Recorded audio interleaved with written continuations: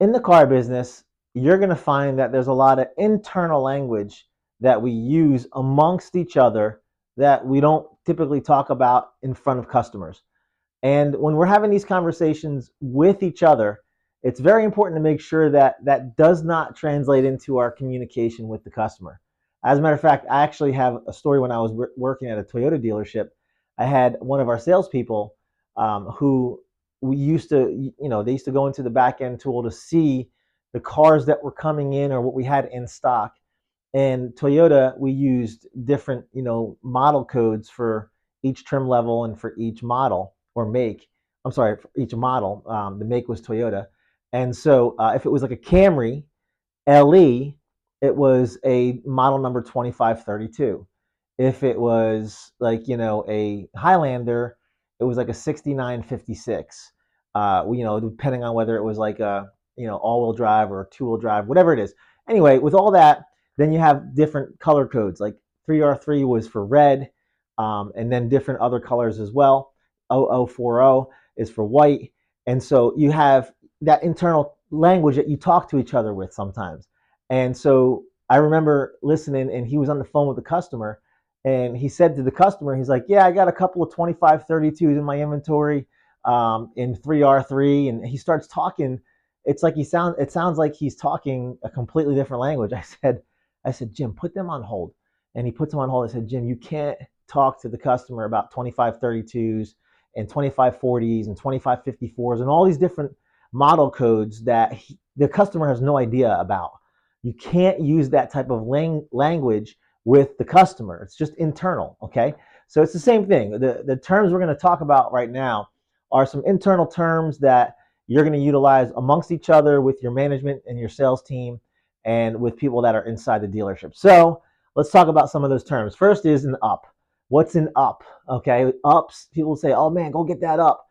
And an up is simply a customer who walks in onto the dealership or into the showroom without making contact or any, notice ahead of time. So, a lot of times I've heard people say, "Well, where'd you get that word up from?" Because they call it an up system. So they would say to the salesperson, "Okay, you're up next," or "Who's up?" They would have an up system where they would let one salesperson would be waiting for a customer. The customer would come in. That was their up to go ahead and talk to that customer. When they're done talking to that customer, that customer is now connected with that one salesperson. The next salesperson is up to handle the next customer who walks in the door or walks onto the lot. So the up is an actual customer. That's all it is. Okay. So you'll hear that terminology. "Hey man, go get that up," or "Hey, there's an up out in the lot." Okay. So ups are customers. Leads. Leads are a term that you're going to hear, especially if you're dealing with the phones or in the internet department, where you're getting leads. You have internet leads, you have phone leads, or you also hear the term phone ups as well. Okay, phone customers. And so leads are simply just a customer who's requesting information or calling in or reaching out to us and providing an opportunity for us to reach back out to them in response to them wanting information, looking for research, finding out questions that they want answers for, or seeing availability, or if they can get financing or trade values or whatnot. Okay. So a lead or a phone up or a phone lead is an opportunity that comes to you, whether it's through the internet source or through the phone source of how they get to you, which is another term. Source, how they source your actual opportunities is what you'll also hear about. So sourcing your lead opportunities or your customer opportunities comes from either phone, internet, or walk-in, or repeat, or referral, or service. There might be, as well. So there's different ways to source the types of leads that you get, and then say, okay, this is so now when you look at your tracking and measuring where you actually did business from, they'll say, okay, well, we sourced and did business from 5 phone leads, 9 internet opportunities, 10 fresh ups or fresh walk-in opportunities, 3 from the service department, and so on and so forth. So these are terminologies that you'll hear. Okay, source is where it came from, how it originated, and then you have leads. Okay, phone ups, phone leads. A phone up is again phone. They get on the phone. The customer is doing research online, and maybe they have a question, so they'll see that oh yeah, you're the dealership. They're going to pick up the phone and call. Okay, a be back. Now, a customer comes in, they work the deal opportunity with you or with somebody, then they'll be like, okay, hey, I'm gonna go home and think about it, and then they come back. A be back is a customer who comes back after, once, twice, 3 times, 10 times, who knows how many times. But a be back is somebody who's back in the dealership again after an initial visit or multiple visits. Okay, you'll hear jokingly about how people say, oh, don't wait for the be back bus. In other words, once a customer leaves the dealership, it's very hard sometimes to get them to come back in. And so it's always important to try to work the deal there with the customer at that time when they're in the store. So you want to close them up. And we're going to talk about that too in a minute. But repeat customer is somebody who purchased from you already and they come back to you again and they purchase again. That's a repeat customer. A referral, that's somebody who was sent to you from somebody who maybe knew you or knows you or purchased from you in the past, and they're like, hey, go see Joe over at Toyota, and he's going to take great care of you. And then they come in, and that's an actual referral. That's another source of business opportunity. TO, did you TO the customer? Did you turn the customer over? Turnover, right?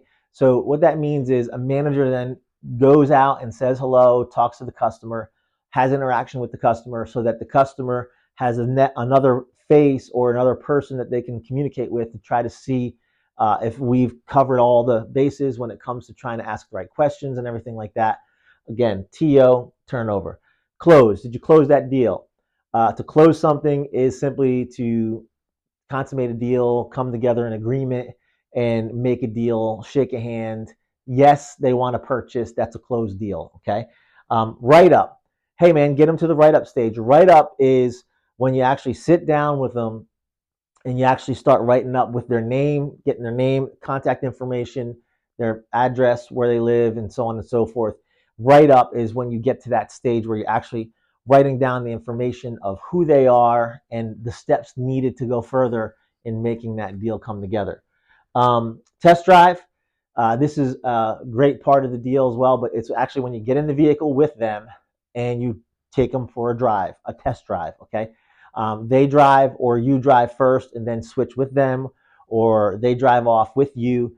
But a test drive is getting in the car that they're looking to purchase or they're looking at and taking it for a ride. Okay, so they can hear the noise, hear how it sounds, hear how it runs, feel it, smell it, taste it, touch it, lick it, whatever they got to do to make them feel good about making a decision. Then you'll hear a terminology called spot. Some dealerships still use this. I was just at a dealership recently, and they spot their vehicles. A spot on the spot it means they're taking it on the spot right now.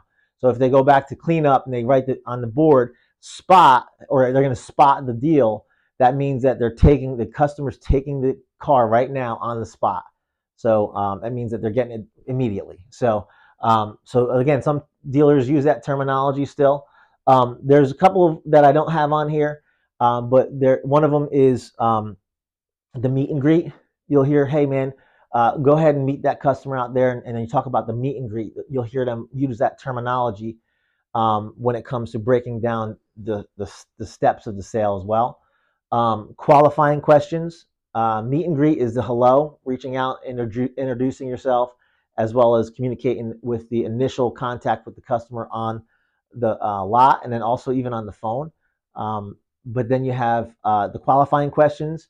You'll hear that brought up. Qualifying questions mean simply the questions that you use to help talk to the customer and ask questions to discover what they're trying to accomplish so that you can help identify the current vehicle that they're looking to get or what they currently have and what they're trying to accomplish and what they're trying to achieve with their ultimate goals here.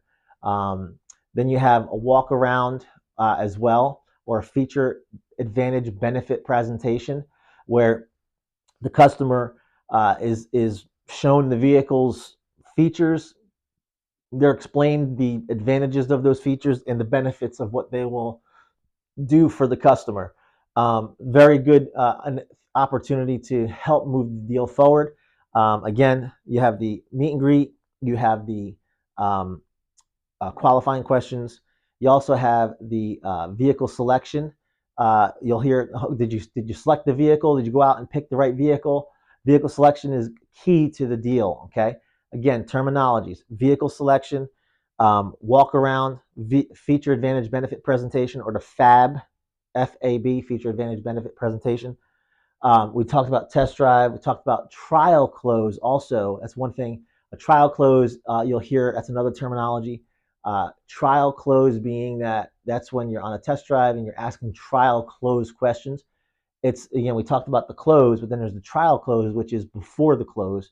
There are little yeses that you want to get the customer to start saying before you ask for the ultimate big yes of the deal. Okay. So we'll get into a little bit more of what that looks like later down the road as well.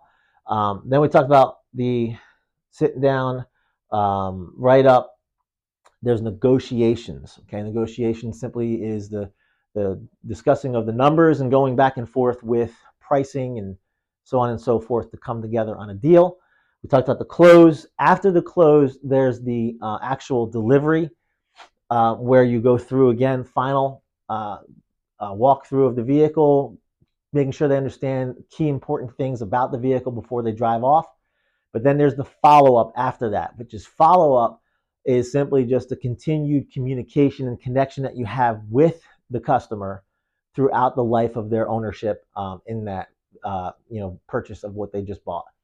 Then another term that you'll hear is CRM, which stands for Customer Relationship Management Tool. CRM, again, it's what you're going to utilize many times to help follow up with your customers and keep prospect opportunities in there and stay in touch with them and send them emails, text messages, and it's a great tool, to utilize. Then you're also going to hear about a DMS, which is a dealer management system, which is the back end to where deals will get loaded into there, and that's where you can see gross profit, which is total money made on a deal. You can hear about, which is, again, it's another term. Then you have front end profit, which is what you make on commission on the front end of the deal. In other words, the front end being the actual profit of a deal when you sell the vehicle for whatever that price is, and then there's the what you own it for here of 20,000, you sell it for 25,000, and then there's that profit of $5,000 that is made, the front end profit. But there's also things that you'll notice that sometimes some dealers have inside. There's PAC in the deal, and then there's also a doc fee. A doc fee of the deal when you're working with a customer, they're going to ask you, oh yeah, is there a doc fee on that, which documentation fee, which covers for the office work that is going to be utilized in the back to get all the papers put together and such. And then with that, you have back end profit as well. So you have front end profit, you have back end profit, then you have total gross profit front and back. Back end profit is finance department, what's sold in service. What's sold in service contracts and gap and tire and wheel protection and such, things like that. Again, these are just all terminologies that I'm putting out there for you to hear. Maybe, again, right now it's like, well, I don't know what any of this stuff means, and that's okay. But I just want to get you familiar with getting ready to hear some of these things as you get into this business. You're going to hear a lot of different terms, but this is the majority of what we just talked about is what you're going to start hearing. And so, again, I want you to just start getting familiar with those terms. All right. I hope this helped you out, and we'll see you at the next video.